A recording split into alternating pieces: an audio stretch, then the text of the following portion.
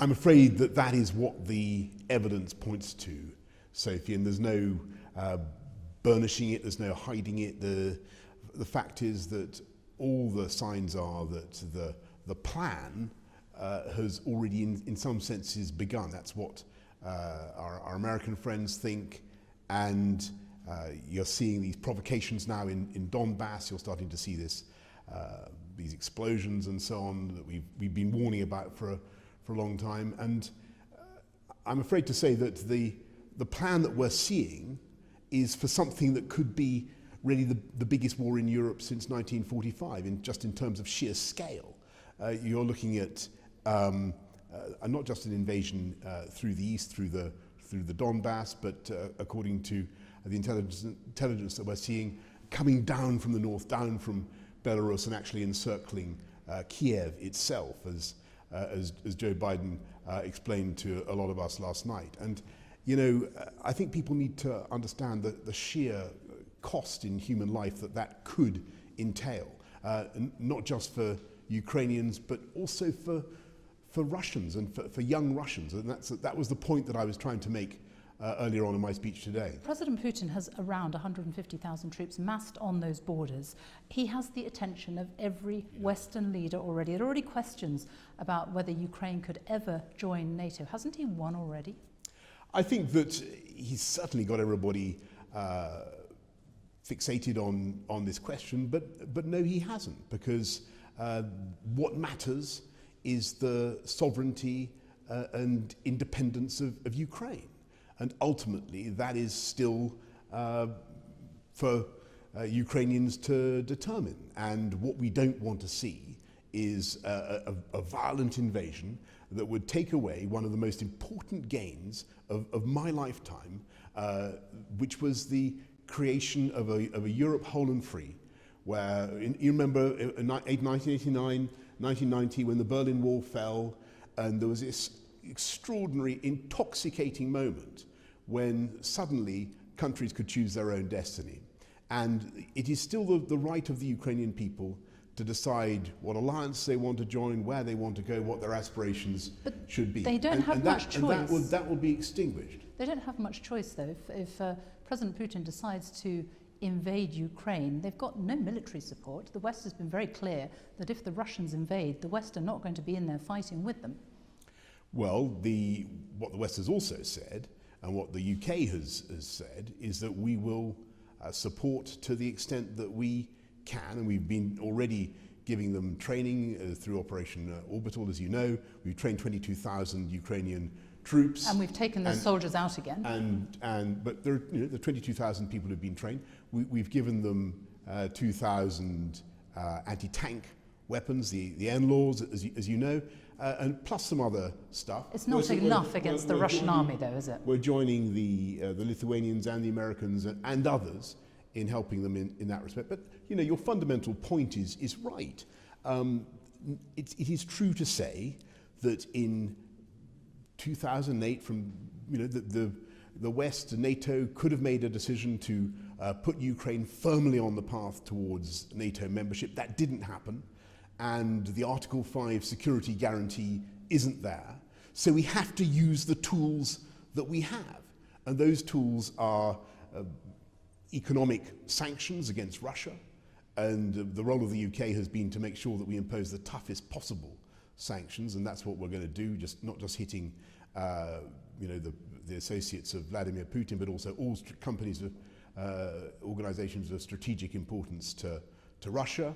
We're going to stop Russian companies raising money on UK markets, and we're even, with our American friends, going to stop them trading in pounds and dollars. That will hit very, very hard. But it's going to take time, though, for that to hit hard, isn't it? And even our own Intelligence and Security Committee says that Russians with links to President Putin are so well integrated into our business and social scene in the UK, it's almost impossible to untangle. That's why we're making sure that we expose the ownership of the companies and with the register of beneficial interest. We're making sure that we open up the Russian doll of property ownership, of company ownership in London, and see who's behind everything. And we've got to do it, and we've got to hit very hard. Now, I've got to be absolutely frank with you, that may not be enough on its own. It will be very damaging and very difficult. What I don't think is well enough, but it may not be enough to deter an irrational actor.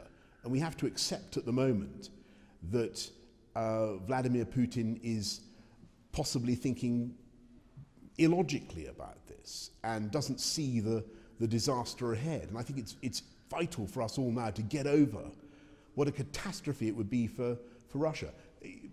People forget that Ukraine has already been engaged in conflict with Russians or Russian separatists in the east of the country for 8 years now. They've lost 14,000 people in the course of that conflict. They are inured to violence. They know about fighting. I believe that they will fight. I believe it will be a bloody and a protracted conflict. And all I would say to President Putin is, now is the moment to pull back. Now is the moment to engage in serious diplomatic conversation. A bloody conflict, you say, but the message to Ukrainians is that if he does invade, they will be on their own. President Zelensky has accused the West today of appeasement. I don't think that that's fair. I think that what we're trying to do is offer every possible support to Ukraine and to make sure that we hit Russia with the hardest possible package of economic sanctions, that we continue to offer support as we have to Ukraine and to Ukrainians, massive package of economic support that we've given, rising to 100 million now. And of course, vital point, what we're also doing is fortifying the eastern flank of NATO. So I think in Putin's imagination, a lot of his anxiety is about NATO and what he sees as the encroachment of NATO since the end of the Cold War. And I think what he wants to see is NATO pushed back. And he's going to see the exact opposite. What we're doing is putting UK forces, more UK forces into Estonia, more into Poland, more in the skies above Romania. If he thinks he's going to get less NATO as a result of this, he's totally wrong. He's going to get more NATO. But he's not going to get more NATO soldiers into Ukraine. You said today that you have said that the shock of a Ukrainian invasion will echo around the world. Does that mean that you think that if Russia invades Ukraine, it could spill further, that they could invade other countries? I think that it's very important that we still don't know what's going to happen. There's one person who knows what's going to happen. You asked at the beginning, is an invasion now inevitable?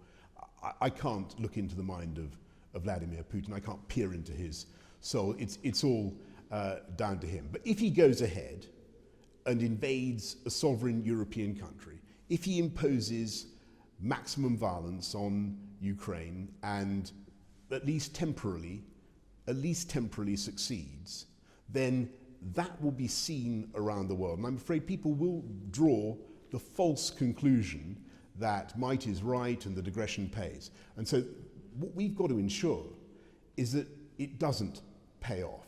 And even if a lightning war is initially successful, that over time, through our economic might, through all the pressure we can bring, we make sure that this venture does not succeed.